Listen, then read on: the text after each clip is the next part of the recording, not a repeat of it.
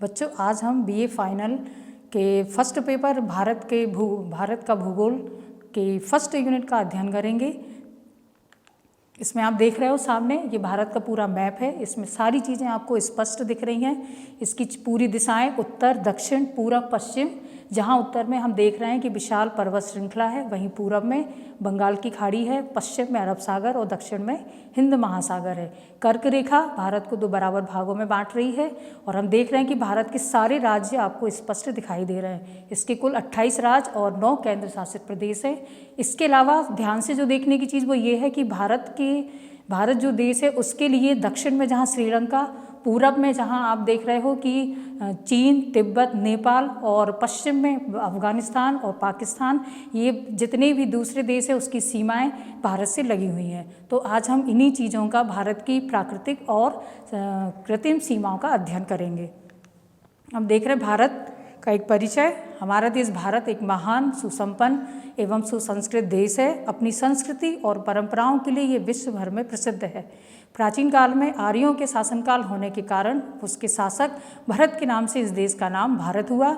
इसी तरह आगे जब सिंधु नदी के किनारे हमारे देश के लोगों ने बसना शुरू किया तो उसे सिंधु और बाद में से हिंदुस्तान की संज्ञा दी और उसी के आगे चलते हुए रोम के निवासियों ने सिंधु नदी को इंडस और आगे चल के हमारे देश का नाम इंडिया हुआ। भारत की इस पावन भूमि में अनेक महान एवं तेजस्वी पुरुषों ने जन्म दिया, जिसमें महात्मा बुद्ध और सम्राट अशोक प्रमुख हैं। सम्राट अशोक, महात्मा बुद्ध ने जहां एशिया में शांति का संदेश दिया, वहीं सम्राट अशोक ने विदेशों में भारत की कीर्ति की ध्वजा फहराई और उसके फलस्वरूप विदेशों की दृष्टि में भारत एक सोने की चिड़िया बन गया। किंतु मध्यकाल के दौरान कई शासकों ने भारत पर आक्रमण किए, कई वर्षों तक शासन किया, जिसमें मुगल और अंग्रेज मुख्य थे। इन सबों ने भारत की संस्कृति को मिटाने की सारी कोशिश करी, लेकिन वे असफल हुए और इस तरह भारतीय संस्कृति विश्व की प्राचीन और पुरानी धरोहर और संस्कृति हुई। अब हम भारत की आगे अपने टॉपिक पर आएंगे, भारत की आकृति और विस्तार।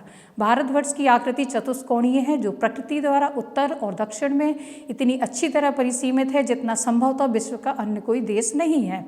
पूर्वतः उत्तरी भारत एक उत्तरी गोलार्ध में स्थित है। कर्क रेखा इसके मध्य भाग से गुजरती है, जो देश के 8 राज्यों से होकर गुजरती है, जैसे गुजरात, मध्य प्रदेश, छत्तीसगढ़, झारखंड, पश्चिम बंगाल, त्रिपुरा एवं मिजोरम। वहीं पूर्वी देशांतर रेखा भी मध्य से गुजरती है, जो उत्तर प्रदेश, मध्य प्रदेश, छत्तीसगढ़, उड़ीसा एवं आंध्र प्रदेश से निकलती है। इसी देशांतर रेखा के द्वारा देश का प्रमाणिक समय निर्धारित होता है। इस तरह आप मैप में देख रहे हो, सारी चीज़ें आपको दिख रही हैं। इसी में आपको कर्क रेखा और देशांतर रेखा दिख रही है। इसमें सारी चीज़ें, क्षेत्रफल भी आपको समझ में आ रहा है भारत का, इसकी पूरी चीज़ें समझ में आ रही है। इसी की तरह आगे हम इसमें आपको बताएंगे कि भारत का जो विस्तार है वो पूरब से पश्चिम में जहाँ 2933 किलोमीटर है, वहीं उत्तर दक्षिण में 3214 किलोमीटर है। इसकी स्थलीय सीमा 15,200 किलोमीटर है और समुद्री सीमा 7,516.5 किलोमीटर है। इसका क्षेत्रफल 32,87,263 वर्ग किलोमीटर है। क्षेत्रफल की दृष्टि से यह भारत का विश्व का 7वां सबसे बड़ा देश है। हमने जो भी चीज़ें आपको बताई, देखिए सारे मैप में हर चीज़ आपको शो हो रही है, इसका क्षेत्रफल भी, तट रेखा भी और इसकी पूरी चीज़ें। इसके बाद यदि हम आगे बढ़ते हैं कि भारत का जगतम बिंदु, जहाँ पर आप देख रहे हो कि नीचे हिंद महासागर के आप पूरब तरफ जाए तो अंडमान निकोबार का जो सबसे लास्ट पॉइंट है, इंदिरा पॉइंट, ये भारत का दक्षिणतम बिंदु है। वहीं हम देखें तो भारत का पूर्वोत्तम जो बिंदु है वो है लिबिदु, अरुणाचल प्रदेश। दक्षिणी सीमा जहां कन्याकुमारी है, वहीं उत्तरी सीमा इसकी इंदिरा काल जम्मू कश्मीर में स्थित है और पश्चिमी सीमा गौर माता गुजरात में स्थित है। हम आगे बढ़ते हैं, भारत की सीमाओं को 2 भागों में विभाजित करते हैं, प्राकृतिक सीमाएं और कृत्रिम सीमाएं। प्राकृतिक सीमा वो होती हैं जो प्रकृति द्वारा प्रदत्त होती हैं, चाहे वो उत्तर में हिमालय पर्वत श्रेणी हो, पूरब में अराकमान हिमा श्रेणी हो। अराकमान हिमा श्रेणी देखिए ये है, ये आप इसमें देख रहे हैं, ये पूरब में भारत की सीमा है।